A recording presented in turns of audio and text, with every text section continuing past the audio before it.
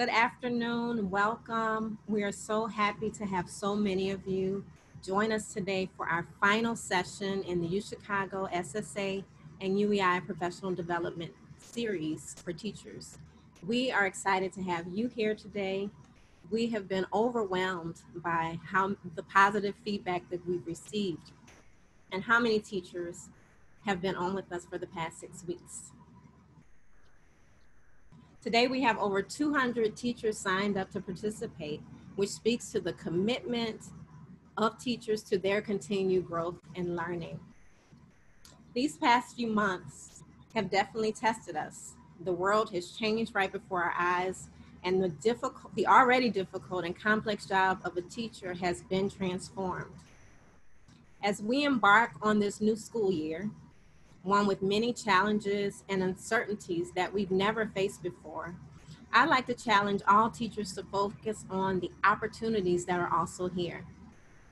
Remote learning provides an opportunity to engage our students and families in new and different ways and can push us to rethink what was already done in our classrooms. Centering ourselves with a growth mindset helps model for our students that they are smart, they are resilient, and they are flexible. I have been personally inspired and excited by what I've seen from teachers across the country that have embraced this new learning for themselves. I'm honored to have our panelists join us today to share their expertise and wisdom. Over the past 6 weeks, we've had sessions on topics ranging from teacher self-care, anti-racist teaching practices, supporting high school freshmen, STEM education, and today's session will focus on instructional resources to help students in school and at home. Before we begin, just a few housekeeping reminders. One, this is a recorded session meant to be shared.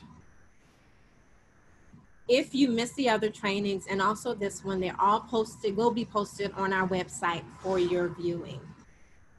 Also, for teachers that are seeking CPDUs for attending today, there'll be a link in the chat towards the end of the training where you'll fill out the evaluation form, which includes your email address, and then the certificate of completion form will be sent to you for your records.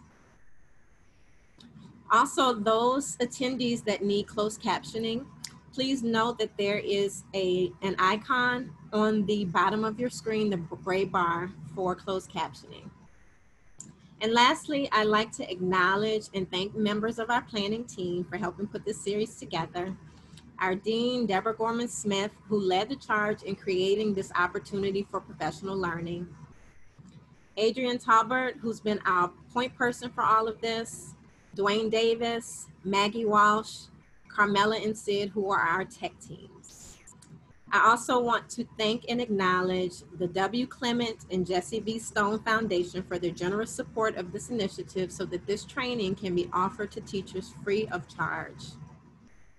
I'd like to introduce Maggie Walsh, who will begin our session for us. Thank you so much, Tanisha. I am just going to switch to a screen share.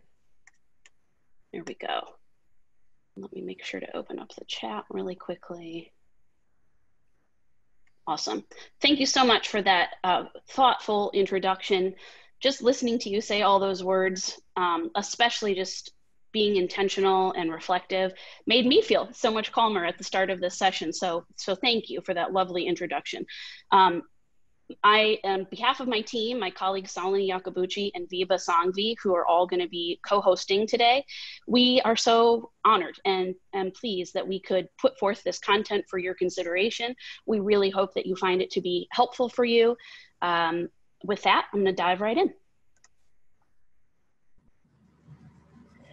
So we have a few virtual learning norms that we'd like to propose, probably nothing too shocking for you, especially if you've been doing a lot of virtual learning lately. We'll be sharing the screen for the duration of the training, and all the content that you need to feel like you can be successful in this training will be available for you right within the screen. Please, if I can see a lot of you already have earbuds in. If you don't have earbuds, try to keep your microphone on mute unless you need to talk to us about something. And this is going to be a lot of us talking at you today, though we have a few engagement activities. So we challenge you to work on, being an active listener. And the kind of theme for today is, how can I use these materials I'm about to learn about in helping support my families at home, so the families of my children that I work with. So the challenge for you is to be thinking about, as you're learning this content, how you're going to plug it in to everything else that you're also doing. And then finally, we have to just acknowledge that it's always a little bit weird to do this kind of learning together, especially with such a large group. We love to be really interactive with people, just like probably you all do, prefer to be in the classroom with your kids as much as possible too. So it's a little awkward, and we're just gonna, power through that. We do have the chat feature available to you. And while I am not gonna promise to monitor it religiously, my colleagues are. So they're on top of it. So if you have something that you need help with or a question, we'll do our very best to answer it along the way. We have a large group, so it's possible if we have a lot of questions, we won't get to every single one, but we are going to give you an opportunity to follow up with us with any questions that you have as well.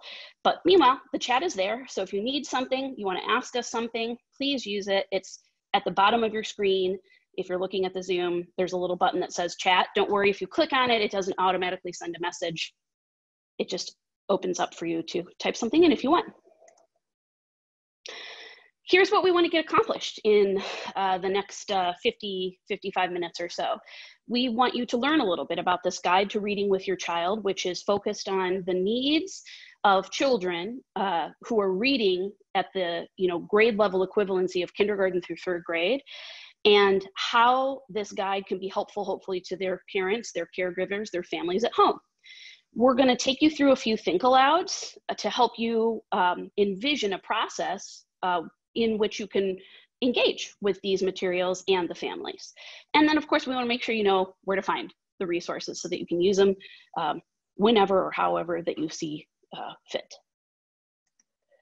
So I'm going to pass in just a second here to my colleague Salini, who's going to take us through a brief engagement activity. Then it'll come back to me, and I'm going to talk a little bit more about the guide itself, what it is, how it's designed, who it's for, and some things you should expect to see when you get into the materials later on. And again, we're going to try to give you some application. So besides just showing you pieces of the guide, we're going to think aloud with you a little bit about 2 of the levels that are covered in the guide to, again, just help you envision not how you would do the teaching of these skills, but how you would help the families of the children that you serve understand how they can do some of this work at home. Okay, so with that, Salini.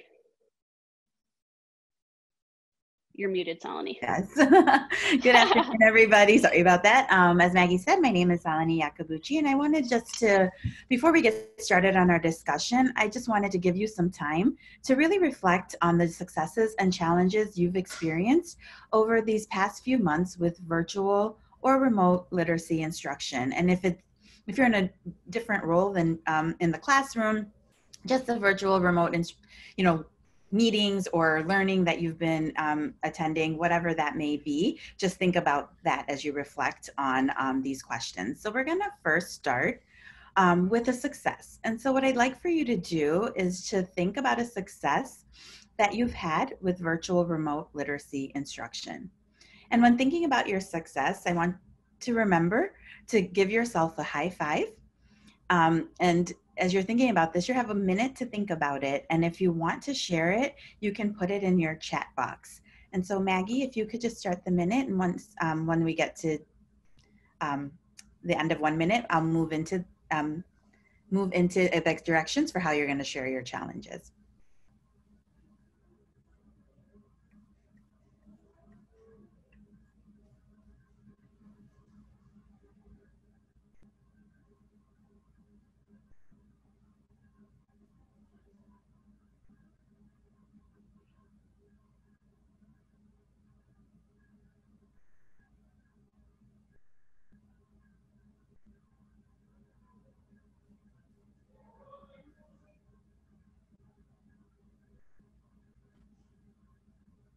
Oh, totally. Sorry, I just see someone put in a success, and I can imagine like just the additional work that you had to do to stay connected So that's awesome. Yeah, Oh learning my about all the gosh. different platforms.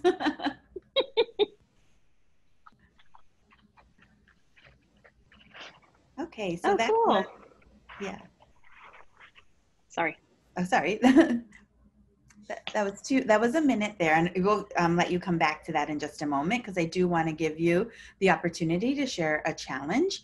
And so how you're going to be sharing some challenges that have come up for you, because we all had to become experts overnight on this virtual distance learning, is that we're going to be sharing a Zoom poll with you, where you'll be able to, we're going to ask you a few questions and help you to think about the aspects related to virtual learning instruction that has been challenging for you. And we want you to choose the ones that apply to you. You'll have 2 minutes to think about your challenges and answer the poll. And then if you finish early, please feel free to continue to add to the chat box.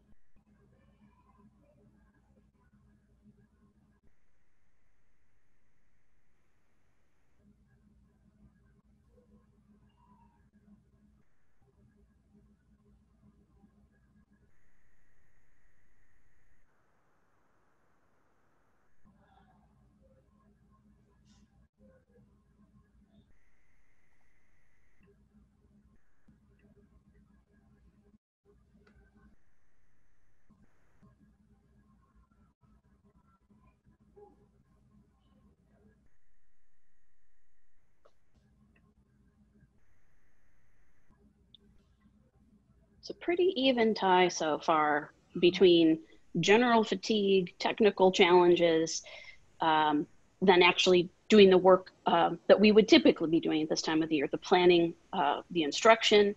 But now, of course, it's planning for remote instruction, especially for guided reading and independent work assignments. So those seem to be kind of the overwhelming challenges from you all.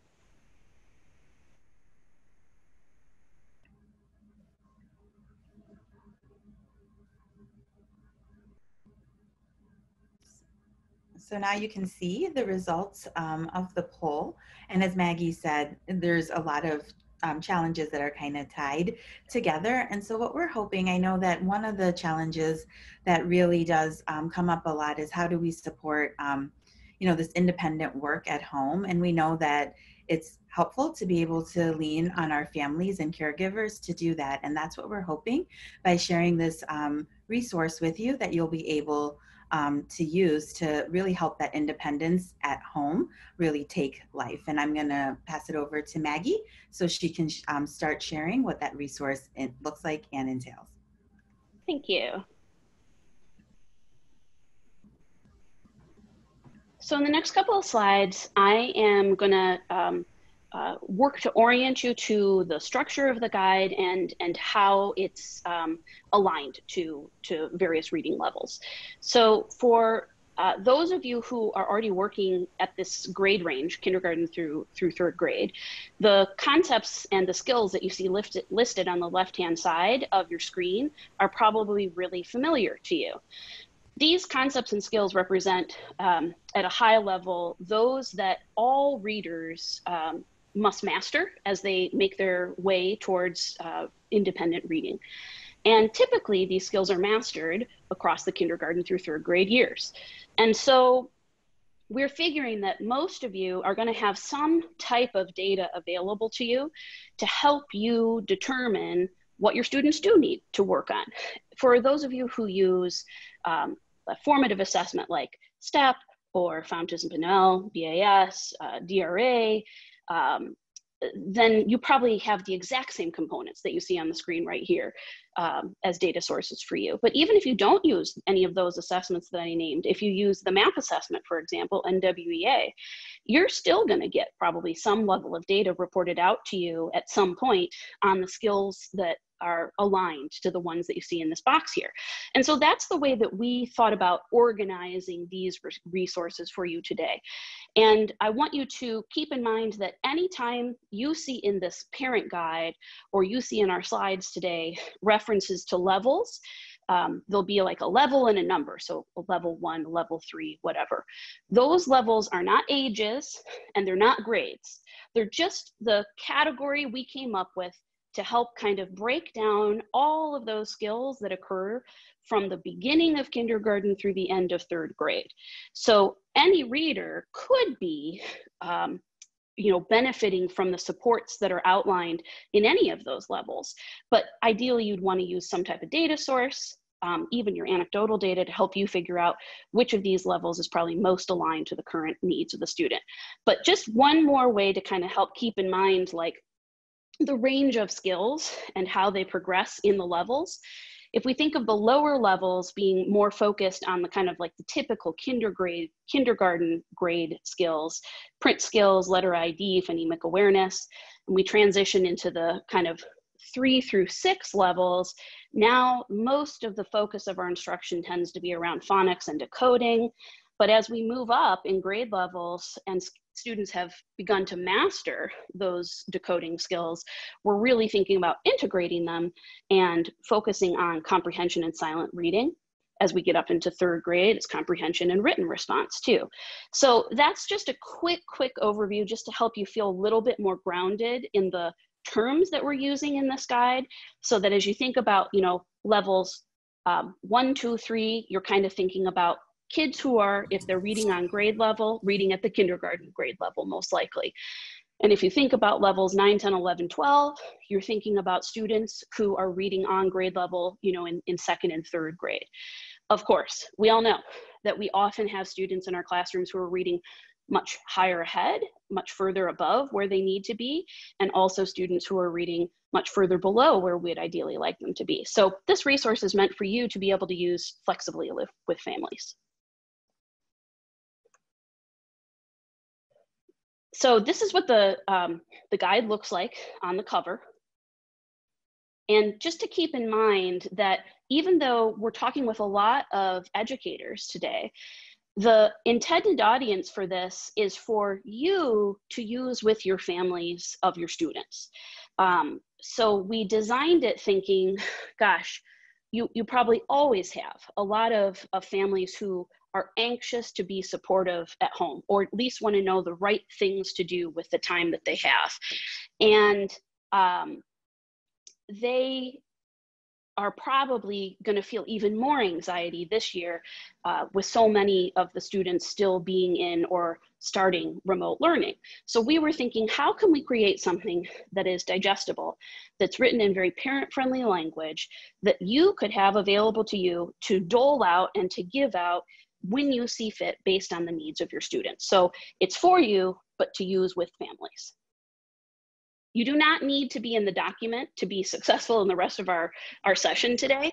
But for those of you who are anxious to get into the materials already and are really comfortable clicking on other links in the middle of a Zoom presentation, here's the URL, which we'll put into the chat box at the very end of our session, and make sure that you get it as a takeaway. But for those of you who are anxious to look through the materials now and you want to get in there, feel free, go ahead, but you don't need to. You'll be very successful if you just stay with us in the presentation, because we're going to show you what you need for today. I'm going to take the next couple of minutes and just orient you to a specific level, just to give you a better sense of how the guide is structured. So in this particular example, we're focusing on level 3, which is the equivalent of a student who's reading on grade level at the end of kindergarten or the beginning of 1st grade. And what you'll see is kind of like a landing page for each particular level that exists within the guide, just to help ground you, again, because we know that these levels are not necessarily going to be familiar to you at all at first. If you look at the components in the box here, these are the components that are going to be addressed as areas of need relevant for students at the end of kindergarten, beginning of 1st. No, we haven't put the link in there. It'll come at the very end. So every level has a variety of activities for you to consider sharing with families. And it even has a suggestion of how long a family member, like a mom or a dad or an auntie, might spend working on that particular skill with their child at home. Here's a closer up view of steps of level 3. And so what you can see here is that in the guide, every level is going to give some very specific examples, including when relevant, textual support to help parents understand things that we know really well as classroom teachers, the idea of decoding and phonics, but that parents may not be as familiar with. And so we've taken these very important skills and tried to write about them and relay information to families about them in a way that even a non-educator could read, understand, and then help their child practice at home. It's not limited to just print work though. It also includes relevant types of comprehension work that you can focus on with your students as well, or with the families of your students as well. And again, it's really written from the mindset of somebody who really wants to help their student at home, but really doesn't know a lot about early literacy. So you're gonna see a lot of references to terms that you're like, well, I know all about this as a teacher.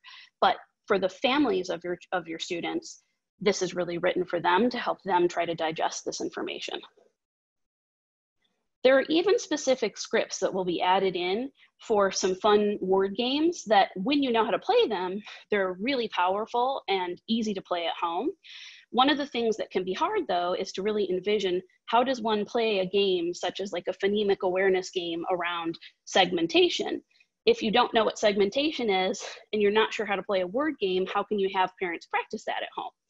So this is going to be scripted out here in the guide for you that helps, basically just allows the parent to read along and have a script of things they're supposed to say. And it even anticipates the common kinds of mistakes that kids will make as they're working on these skills and coaches the parent on when to help, when to, ask the student to persist a little bit longer, and how to correct them. In addition, we provide links to commonly accessible resources, but that ones that families may or may not know exist. And so we know that there's tons of sight word work done at the kindergarten through 3rd grade range. And so we've embedded some links to resources like the Fry list, the Dolch reading list, just so that parents who are really anxious to get in and do some sight word work can pick from words that are important for you, for the student to be working on as well. I'm going to pause there. I'm going to pass to my colleague Viva. Before I do so, I wanted to acknowledge that we've been working hard as a team to put together these resources for you, but we're limited in what we can do in that the majority of us only speak English as a first language. However, we also plan on developing this resource in Espanol as well.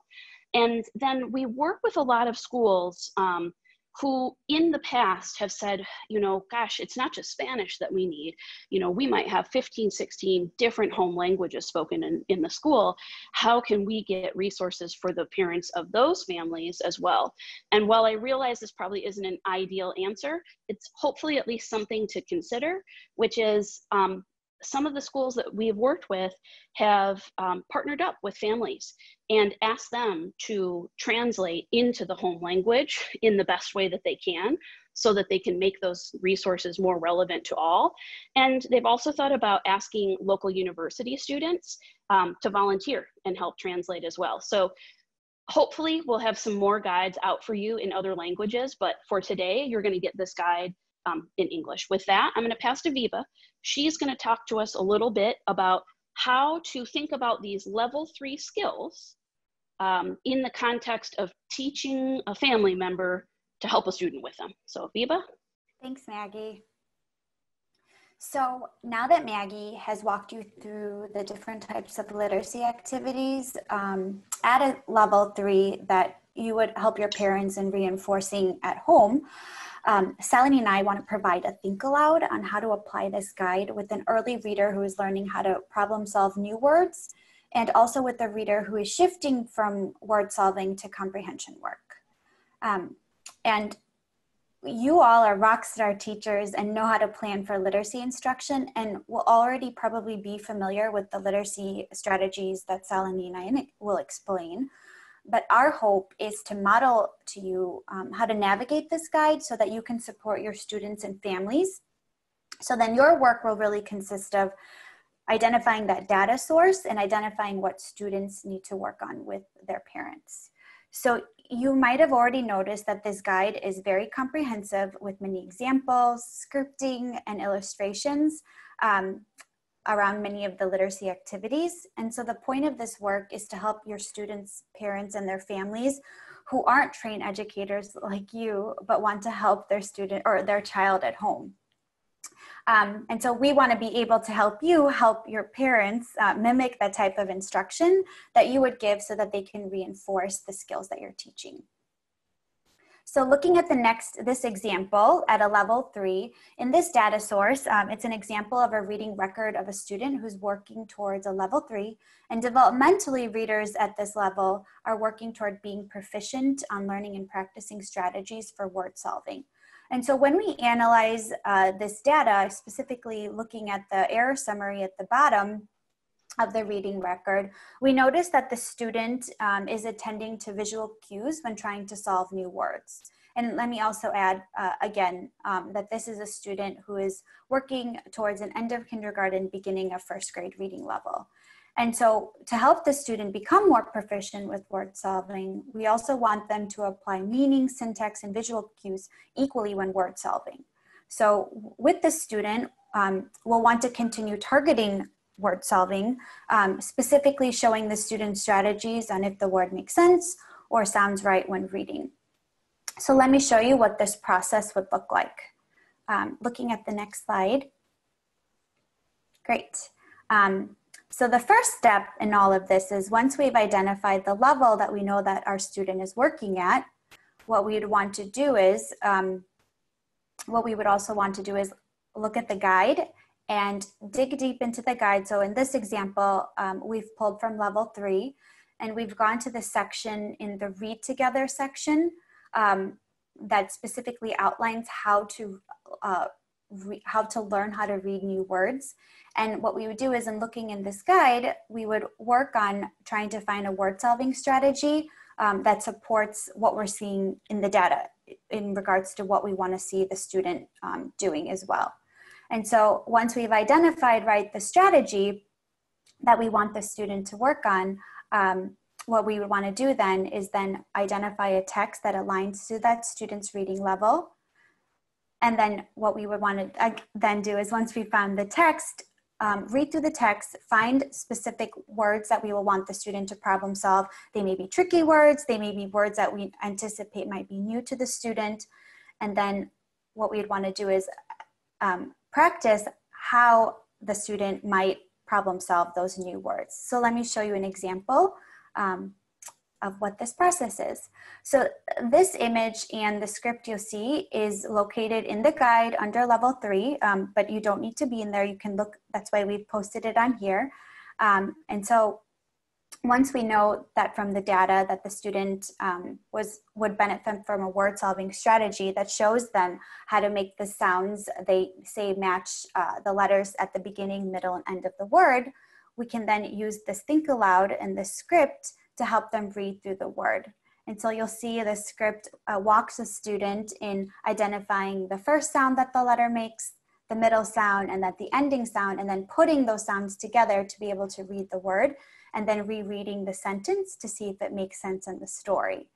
And so this strategy matches what the student needs. And so we know that if the student is only paying attention to the beginning of the tricky words and not reading through them, they're going to continue struggling.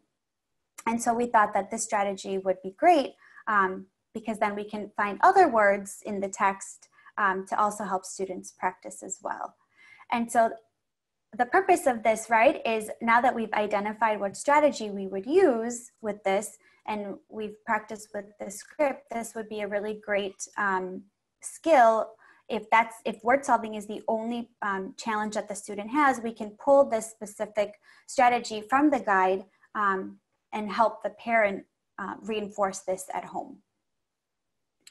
And so once we've identified that strategy in the guide, look through the strategy, determine how we would practice this with the student, the next step would be then to find a text that could help the student continue with this practice. And this is how you might want to get the family started, right? Where you as the teacher pick the book with a text like what we see in this example. And then this gives the parent the confidence that they can continue practicing it at home because they now have a teacher approved text, and then this will help them to find other texts as well to reinforce the practice. So in this example, we see here at the last sentence, I am happy to be a kid.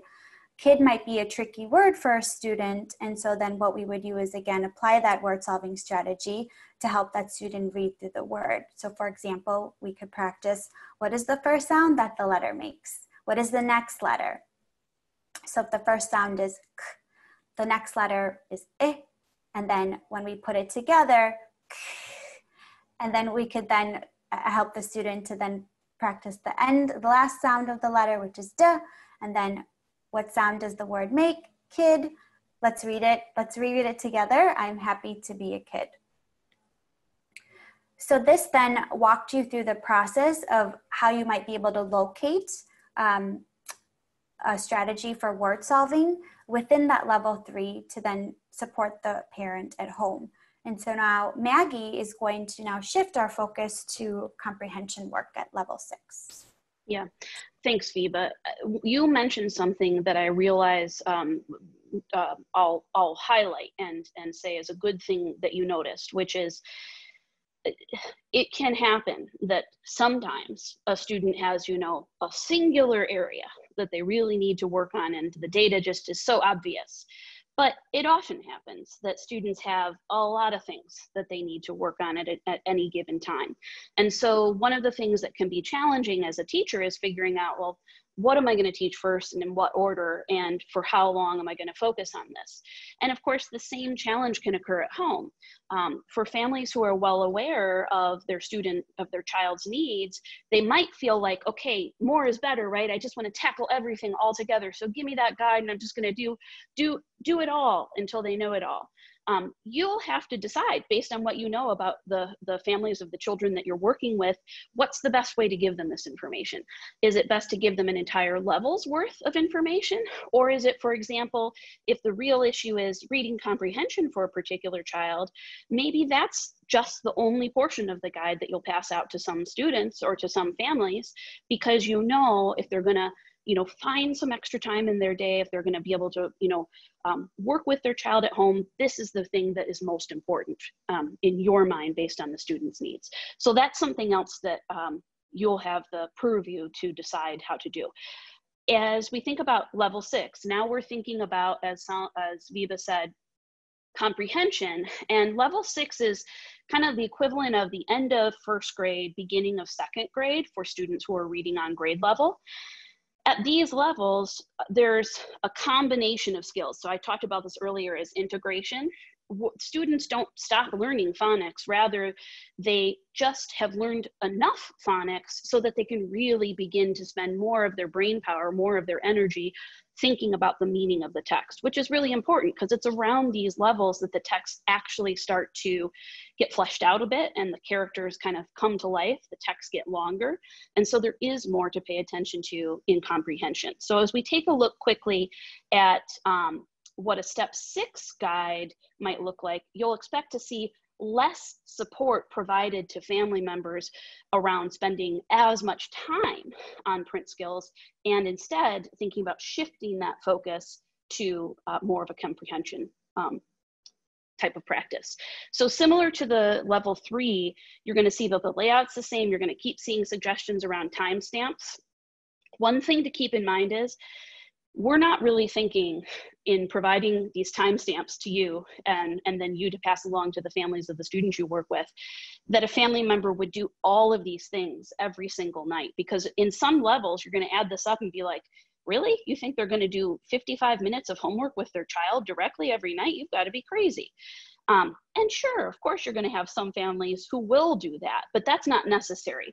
Our thought is if you're going to ask them to focus on a particular skill set, the family is going to still want to know, but how much is enough practice? And so that's why we put those timestamps in. But of course, you can overrule us and put different timestamps in if that works better for you. So as we move into step 6 here and we think about the comprehension skills that students need to work on, we're going to see the same types of categories, but instead that advice is going to be modified based on the kind of text that students are reading. And so similarly, you're going to see references to anchor charts and definitions that are going to be much more relevant to the level that a student would be reading at a level 6. So for example, it provides some guidance to family members about, okay, so you want my child to practice silent reading, but how do I even know if they're doing that right? What's my role as a family member to help support them in this transition to silent reading? And it also gives the family members examples of higher level questions to use when talking with their child about the book. And yet at the same time, the guide's going to acknowledge that word work still is a part of the child's educational digest, except for that word work becomes more challenging too. And the child's becoming older, and so they want different ways of being stimulated than they learned about when they were reading at younger levels. So even though these categories stay the same across the guides, the activities swap in and out just to help the family members feel like things are staying fresh as their student progresses through different levels, and it's not just the same old every single time.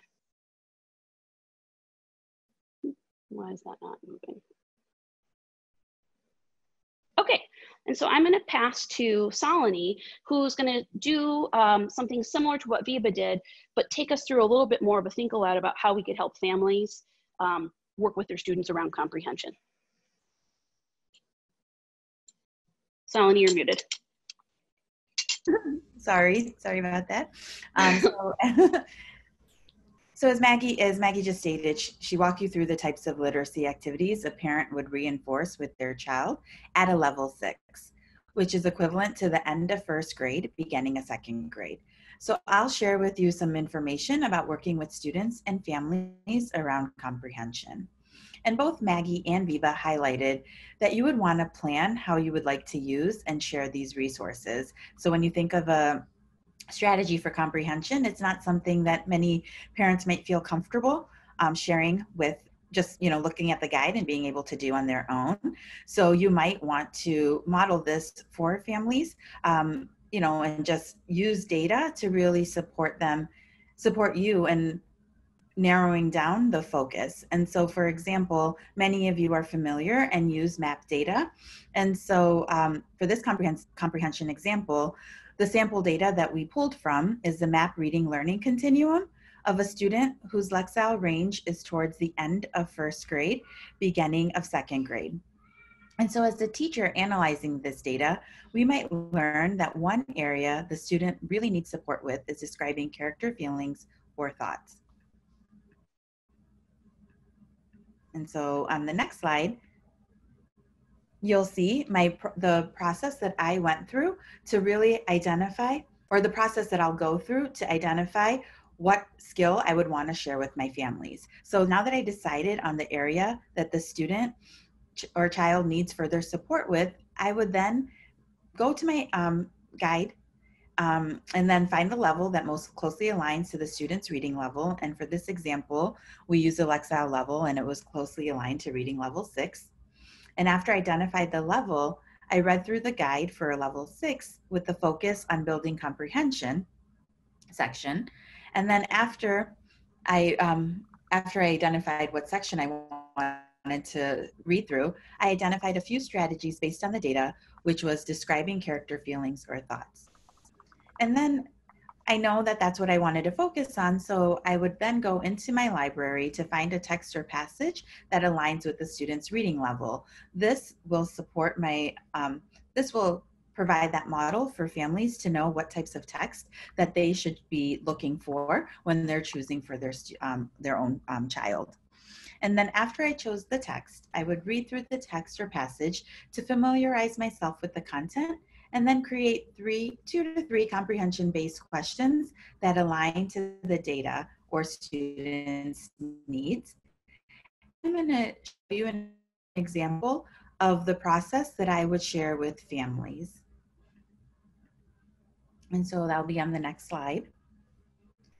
As I mentioned, based on the data, I knew that my student was at the end of first grade, beginning a second grade reading level, and that they needed support with understanding and describing character feelings. So I chose this book called Margot Finds a Friend, and this story is about a bossy girl named Margot. She plays with some kids named Leroy, Ashley, and Jerome. As a student reads, they will see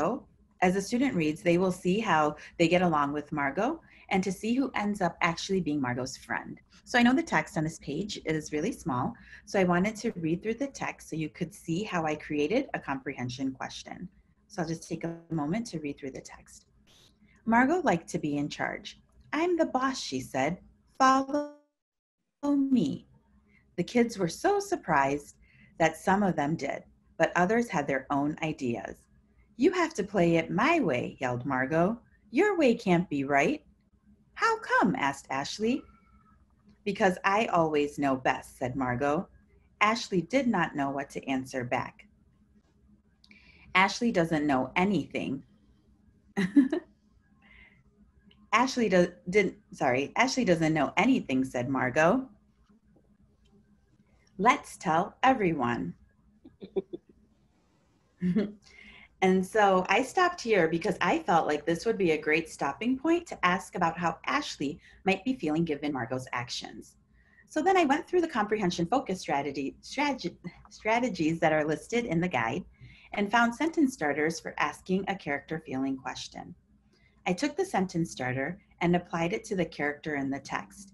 Now, when the student reads the story after page 2, I can ask them to pause and answer the question, how do you think Ashley feels when Margot says, Ashley doesn't know anything? I also noticed that on the guide, it says that you can help your child share their thinking using words from text. So I also wanted the student to provide that text evidence so I can ask, what in the story makes you think that? So we know as educators, we may want to walk through this process with parents since we want them to learn where to pause and ask questions. And we would also want to work with parents on how to access these texts at home. And like I said, providing a model like this would really be supportive for parents in terms of being able to understand how to utilize the guide. And as I mentioned, the guide can support parents to really think about how you choose text and what focus questions to ask based on the level. However, we would want to narrow the focus for the caregiver and highlight a few areas that the students need. And I hope that this example provided you with a model that you might want to share with parents. And Thank you so much. Sorry, Salani. Mm-hmm. Did I cut you off? No, I was just going to transition to you and just say Thank you. Maggie's going to share with us other ways that we could think about using this guide. Great. So, I mean, our brainstorms around this are not meant to be earth-shatteringly different here, but we just wanted to think with you about how we've thought about when and how you might want to share this guide. And so one of the obvious times might be at conference time or report card time, the time when you're talking with parents about how their students are progressing on various literacy skills and what they need to work on. And so based on the student's reading level, you might choose to just provide the level that's most relevant to what the student needs to practice at that time. And the nice thing about it is it's something really tangible and a helpful takeaway for parents to have in hand, so to speak, to help them support their at-home practice. We also thought, okay, well, you might just want to give it to them at the beginning of the year because there's so much going on at the beginning of the year and you're working extra hard this year to establish routine, build community with the students, and yet you probably have some parents who are hungry to get advice from you about how to help their students, get back on track or start strong. So you might want to, provide in this instance, 1 or 2 levels from the guide based on what data you do have, knowing that probably you haven't been able to assess the students, for months because of the pandemic. So you might want to give a couple of levels and say to the parent, you know, these are probably skills that are relevant to what your child needs to work on. I'll know more as we start to work together, but you know, it probably won't hurt. And if you get into some things that just seem too hard, you know, skip those ones for now, or talk to me, your teacher, and I'll help you figure it out. And obviously, you're all free and smart thinking individuals, so we're sure that you'll be able to come up with even more varied and excellent ways to use the resource in the way that suits you best. So we spent some time taking you through our proposed process for working through this guide. And so that is going to leave it in your hands, so to speak. As you get to know your students, we're suggesting that you'll, just like always, because you're going to be thinking about instructional planning, identify the top challenges for the student, and then you'll be able to reference this guide and refer to it or refer families to it to help them understand, one, what is their child working on in school right now, and two, how they can work on that very same skill in a at-home way that's really appropriate. So here's the link again, and I'll ask, sorry about that. I'll ask one of my teammates to put it into the chat box so that you have it, but you're gonna get all these materials. I know that our colleague Carmela has already mentioned that you're gonna get a recording and so forth, so you'll get the link as well, but I'm gonna show you where it is in addition. If you didn't get the link in the chat box, Salini just dropped it in. Thank you, Salini. If you didn't get it or you lose the link, it's up on our website too. So if you go to the UChicago Impact website and you go to the section called Our Offerings and choose STEP, if we have a very obviously named COVID-19 resources section, and there you're going to find this guide, and it will just be up, and it's open source. It's there for you to use. So there's a variety of ways you can get to it. We know that this was a really quick session today, and probably as you start to get into the guide, you're going to have maybe even more questions, and you might have some right now. Fortunately, we have a few minutes of cushion built into our session today. So if you have any burning questions, things that you want to ask us about, we'd be glad to answer a couple now. If you're more the kind of person who would prefer to write us those questions, you're going to have an opportunity to do that in the exit survey, which Carmela also just put into the chat box. So there's a variety of ways that you can get in touch with us. Here's that link to that exit survey as well. It's in the chat box. And for those of you who are super techie, if you want to just use the QR code and get into that exit survey, it's there for you as well. And we'll stay on for a few minutes should you have any questions you want to ask us about the guide. And if not, thank you so much for joining us today. We really, really appreciate it. What if a scholar, sorry, I see a question has come in through the chat, thank you. So what if a scholar is not progressing on a level 2 through 4 in first grade? What would you recommend?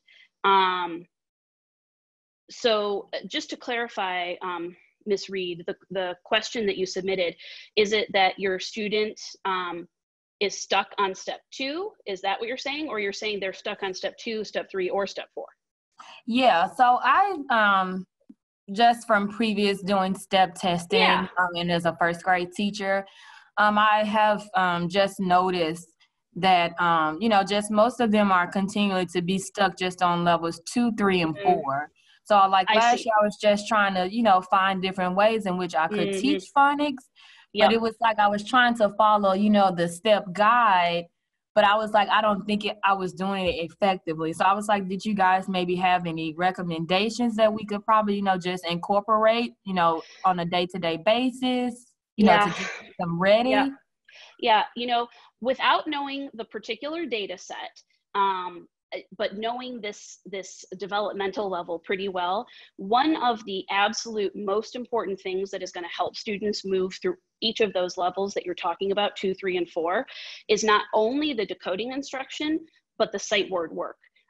they have to build their sight word bank, because that is going to eliminate the need for them to have to decode every single word they come to. And so we do actually have quite a few activities built in specific to each level in this guide as well, which is meant for parents, of course, but these are the same types of games and activities you would do with students. I'm just scrolling through to see if I can find some. So the first part is more so for the parents. Where we would explain to them, you know, what are sight words? What are we talking about here? But then there are examples of games that you can play, and even suggestions of like pacing. And I'd be happy to talk with you separately too. Miss Reed, what school do you work with? I went Leadership Prep Charter School in Memphis, Tennessee. Great. I'm just going to make note of that because I'll follow up with you separately too. And give you a slightly more robust answer. But the short answer for now is sight words. They have to learn their sight words, and that is a great thing for parents to practice at home with their students because they're so tangible. So that'd be the first thing I'd look at. Okay, perfect. Thank you so much. Thank you for the information. Thank you. Thank you. Yeah, thank you. Anybody else? Any questions you'd like to ask while we still have a little bit of time?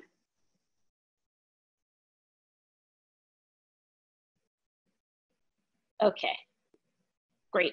I will pass back to my colleagues. I'll stop the share for now and just say thank you again, and thank you to my teammates, Viva and Salini, and our silent teammate, Hannah, who helped us do all the beautiful layout in this guide. And thanks to all of our extended UEI SSA family too for helping make this possible. Thank you.